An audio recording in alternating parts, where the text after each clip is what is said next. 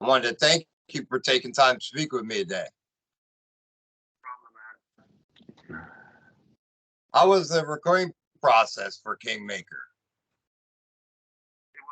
The recording process, I think, went very, very smooth since we had all the songs written and everybody was well rehearsed. So it was quite easy, I would say. Not easy, but smooth maybe is the best word to say it. But yeah, so recording, we did drums in a studio in Gothenburg with a guy called Jakob Herman, Top Floor Studios, and he's worked with everybody from Europe to Anthrax and like bigger Swedish, everything from rock to death metal. So, and guitars and stuff like that we did in our own studio. So I was the producer and engineer. So so the recording process was smooth, but yeah. I wanted to ask you if you could talk to me about the track Hellfire. It's one of my favorite tracks on it. Yeah, that track is quite funny actually because when John, our new guitar player, joined the summer before we finished the album and started recording it, he was like, I have this cool riff, and I was like, oh, I have this verse bridge part that will fit very well to this. So I think the basic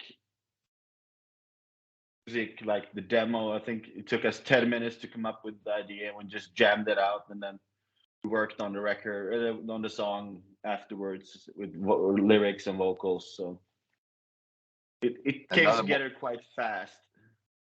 Another one of my favorites is Rise Above. I wanted to know if you could speak on that one as well. I had like a simpler riff for that song, and I called it the Michael Schenker song because it gave me like UFO vibes. Mm-hmm. Then I had some ideas, but then John pieced it together, and then we wrote the chorus. I think when we were writing the lyrics, Andreas had a hard time coming up with a good chorus, which he usually never has. So I got an idea and I just like sang it very poorly with some bad lyrics, and he got the gist of what like now I understand where we're going with this, and then it all fell apart quite naturally. What was the song that was the most challenging for you? I think it was the song Sounds of the Night. I think me and the drummer, when we was in the later stages of the demo, we just didn't know where to go with it, because that song began with like a piano thing, more like a ballad type thing that Andreas like, I have this idea. So I just took his lyrics and the vocal melody and just sped everything up and put like a riff over it. So I think, but we struggled with that song a lot. We were really tired of it. So, but the other guys were like, yeah, but it's a good song. Yeah, but we're so fucking tired of it, you know. We've been right.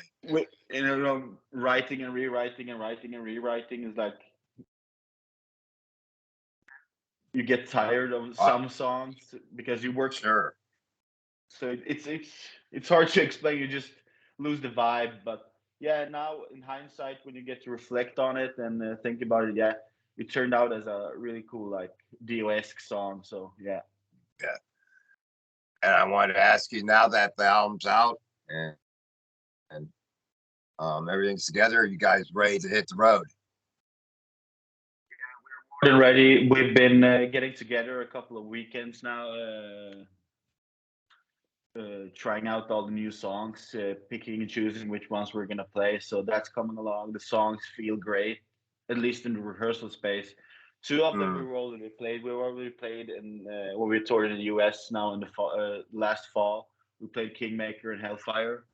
So we know those songs work live, but you know, yeah, some songs you have to work into the set list. Some come natural. So yeah. Will there be plans to come to the States? to the States? We have talked about it in the band that we are gonna do it, but our main plan may be the fall, but we don't know. We have to find like how are we gonna do it? When are we gonna do it? And then the most boring thing in the world, start the visa process and all that. Sure. And it's getting tougher as the years go. Every year it gets worse than it was the year before. It's I don't know the amount of paperwork you have to do, and it's like for what reason? It's like since we live in Sweden, it's it, it's not like we're not gonna stay in the States. Right. We did joke about it when we came to the airport the last tour. I was like, they had like these big signs, get a green card. It's like, let's just get a green card. We don't have to do this. Yeah, but yeah, no, jokes aside. But yeah, so it is hard, but it's a fun experience. There's a lot of fans in the States that seem to enjoy our music, and we had a blast. The two tours we did last year over there. So yeah, that is something we're gonna continue to do, even if the process gets harder. I also wanted to ask you if you could give me a history lesson on how your journey started and at what age did you begin to hone in your talents and knew that this was what you wanted to do? Uh, there ever was any talent? I think it was more determination. I don't know. I've always, since like early age, when we were like 7, 8, me and my friends, we got interested in music. And unfortunately, the whole new metal wave started then, and we were listening to that. But then we found out, oh, there's even heavier music. There's even more like, of course, you listen to the Pink Floyds and the Deep Purple's Purple records your dad liked and stuff like that. Yeah, but it involved in just the interest in listening to music, and then there was like a good local punk scene in our town, and there was like a punk venue that put up shows, and we started going there, and we saw friends starting bands and people playing instruments. So I was kind of drawn to that, so I started playing guitar. A lot of misfits in the beginning, trying to learn. So yeah, and then just evolved from that. I also, Things I like also wanted to ask you about the album artwork and the artist that was involved. Could you talk to me about that? is an American artist called David Paul Seymour. We used him on the release we did previous to this, the live album, and we had a guy before who was doing the first 3 albums. Then he started doing shitty artwork. If I and like this is not what you've done in the past. And we told him we want him like Maiden has their artwork that fits together. Sure. We want to like artwork fitting together. Then, so when we released the Highway of Heroes record in 2019, he just didn't deliver that guy. So we took a sidestep and worked with a guy from Barcelona called Branca Studio. Then we found David Paul Seymour, and in a way, he felt like a bit different from all the other heavy metal bands. And we didn't want to do exactly like everybody else. So Mhm. this is the second release with him, and we're happy, and we're getting back in the having the thread, the albums matching and doing it like that. So yeah, that's something we're gonna continue with. And for the layout of the album, we had a guy called Daniel Porta, the Pit Forge. He did all the layout, and so yeah, we had a good team on the art. So we're very very happy with that. Yeah, I think the artwork has a great early metal feel to it. It just sets off that vibe. It's just a great feel. If you look at the album as a whole and with the whole packaging, it fits the songs. It fits the like if you just read the names of the songs, I think the album fits fits the names of the songs, and I also like the purple color because it's a bit different. Because Mhm. we've had we've had a red and white, black album like every other heavy metal band has. We've had a yellow, we had a blue, we have a like a orangey red fiery one, and now we have a purple one. So let's see, maybe a green next one. You never know. I wanted to ask you as well, what can fans look for next? Will there be a video released for this album? 3 videos for this album, coming up to the release, promoting it. So right now, maybe not. I don't know. We have to speak to our label to see how we. Mhm. Since the album is it's a week since it's released, so Sure. we'll see. Touring is now the next step. So we have a European tour coming up in April. Some festivals and some dates in Sweden we're gonna do as well. So it's getting fully booked this year. And also, speaking of the scene in Sweden, so many great acts are coming from the country. I want to know, how is the club scene in your area? Yeah, it's pretty dead, I would say. But Really? every year, yeah, it's not really like people playing clubs. It's more like we're gonna do. We have our own festival called Turbo Fest. We do in our hometown Ljungby. So we're gonna do that in end of March, beginning of April.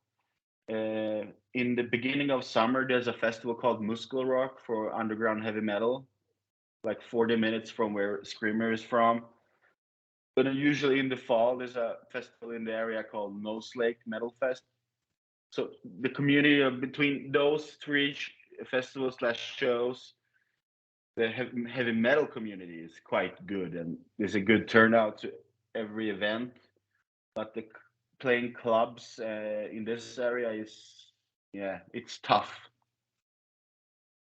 I also wanted to ask you, along your musical journey, what has been the best advice that you've been given along your way? Uh, I don't know if somebody gave us this advice or we just talked about it in the band eternally. It's like we're just gonna do our thing, not care about what anybody else thinks. Like, and I've noticed this like with this release, like usually it's super. It's an honor to be compared to like the old bands, but when you start reading in the reviews nowadays, and everybody's saying, "Oh, Screamer sounds like Screamer," and I think that is of us sticking to our guns and doing our own thing, and yeah, not giving a fuck, if I can express myself in that way. So yeah, Absolutely. I think that that is the band. I also Yeah, wanted to not ask giving a you, fuck. Oh, um, sorry. I also wanted to ask you, what has been your proudest moments so far? Did you say it's the release of this one? No, uh, I would say I would say that I've gotten these questions a lot, this press run, and I would say the proudest thing is that we're still going after 10 years, even more. What is it now? Almost 14 years this Yes. band has existed. They were still able to go on tours, going to the US. Not many underground Swedish bands get the chance to do that. Or don't take the chance, maybe that's a better explanation. And just still being able to release records and evolving as a group and as musicians and as artists and as heavy metal fans and all that, everything above and beneath. And I think that that is evolving and still being able to do it and finding joy in it. I think that is the still doing it. And speaking on that, I wanted to ask you, what would you feel is the key to longevity in the business? You gotta go back to the doing your own thing, like caring about trends, not really like having a plan. I think is a good. We never had a plan before, but during COVID, we were like, it was good for us because we could take two steps, not one, but two steps back, and like, okay, stuff like this can happen. What not? What? Right. How do we use this for our advantage? And we came up to a plan. It's like, yeah, we might not blow up overnight, but if we grow sensible for us in the moment and saying no to things, saying yes to things, it all depends, you know. So I think that's been loving doing it. Like everybody in our band, we love to tour. We love to go on the road, playing shows, and I think if you like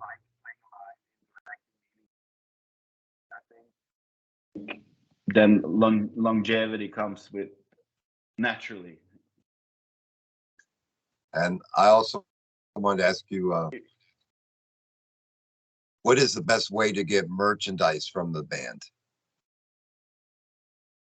Easiest way is to go to our web store shop.wearescreamer.com. We ship internationally, so if you're in Iceland, we will ship it to you. If you're in Antarctica, we will ship it to you. If you're in a cave in Brazil, we will ship it to you.